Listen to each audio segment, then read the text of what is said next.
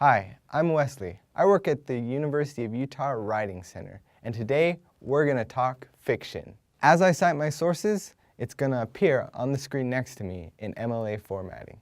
If you're watching this, you probably feel like you're already the master of the 5-paragraph essay. You can probably crank out a classic essay with a solid introduction, 3 body paragraphs, and a blow-me-out-of-the-water conclusion in no time. But when it comes to creative writing, you probably have been staring at your cursor for so long that you just gave up and started watching YouTube videos. Am I right or am I right or am I right? Right. You feel like you don't know the first thing about creative writing, but I'm here to tell you that you're wrong. Let me tell you why. It is because what you and I and many others think about creative writing is wrong. You see, we think about poems, novels, short stories, plays, and basically fiction in general. However, your 5-paragraph essay on rhetorical devices used in kitten memes is also creative writing. Look at the word creative writing. If we split it apart, we get 2 parts: create and the suffix iv.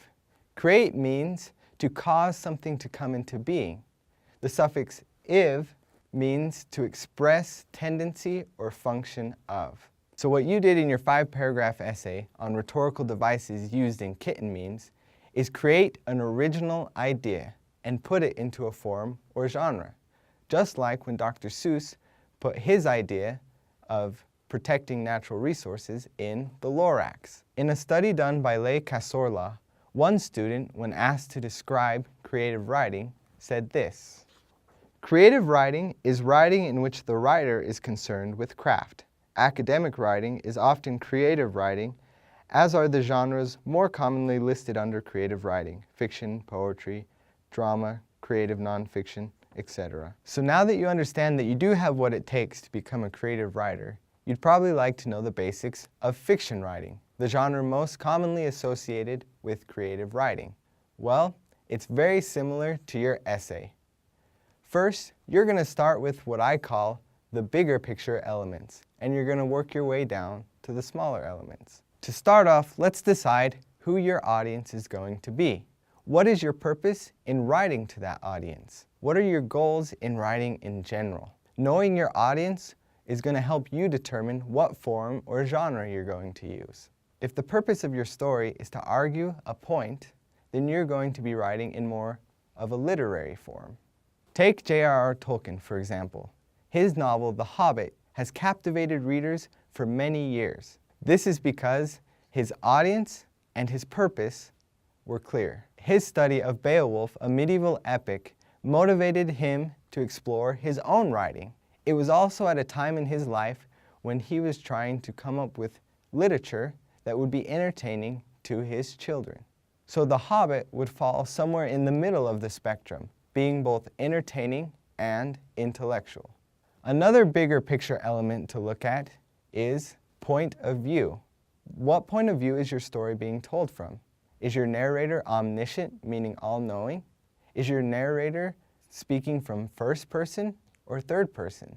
All of these are important questions to consider, because once you've selected your point of view, you're most likely going to stick with it throughout the rest of your story. You will also want to decide where your story is going to take place. This is simply known as the setting. Additionally, you will have to decide who your characters are going to be. Who's going to be your protagonist or main character? Who or what will be the antagonist? Do you want your characters to be likable, like Samwise Gamgee, detestable, like Saruman, or somewhere in between, like Boromir? Considering these questions will help your readers better identify with your characters. Looking at Sherlock Holmes can give us a good idea of how these bigger picture elements work in relation to your story. Sir Arthur Conan Doyle's protagonist, Sherlock Holmes, was based off from a medical surgeon, Joseph Bell, who was known for making large conclusions from small observations.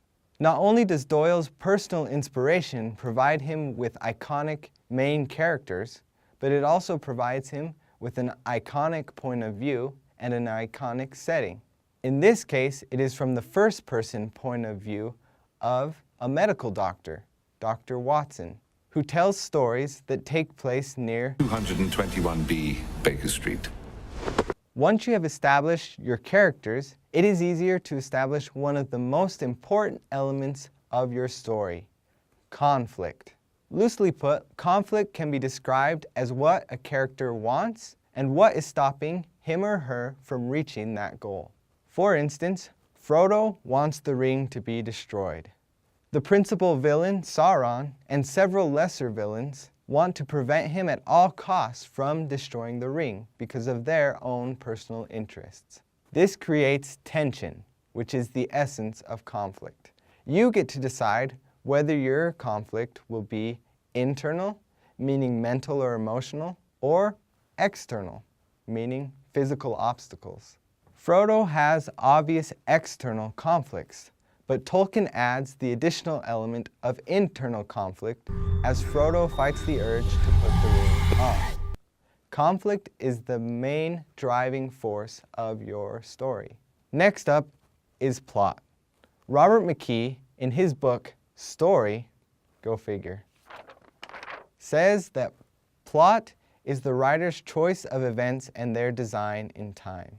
Once you have established the main elements of story, you can begin to organize them into plot.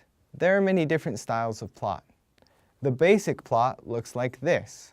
It includes exposition, how a story begins, the rising action, how the story is complicated, a climax, which is the biggest turning point in the story, the falling action, what happens after the turning point, and the resolution, or simply put, the end.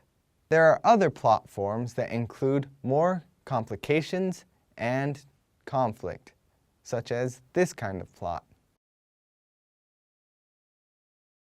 There are, however, other smaller elements, such as voice, dialogue, diction, syntax, and, you guessed it, grammar. All of these can be looked at once the larger, more global issues are addressed first. Here's the bottom line. If you want to become a better fiction writer, the best advice that I can give you is read. The more you read and study other genres and other forms, the more capable you will become in writing in those forms. You will be able to find your own original voice. The more original your piece is within its form, the better it will be. And in some cases, if it's original enough, it will become its own genre. Don't forget, our tutors in the University of Utah Writing Center are here to help. You can always come in and talk with one of our tutors to brainstorm, evaluate a rough draft, or polish a final piece. So feel free to schedule an appointment. And remember, you have my bow. And my axe. All right. All right, guys. To sign up for an appointment in the Writing Center, click here. And if you want to see another amazing video like this, click here.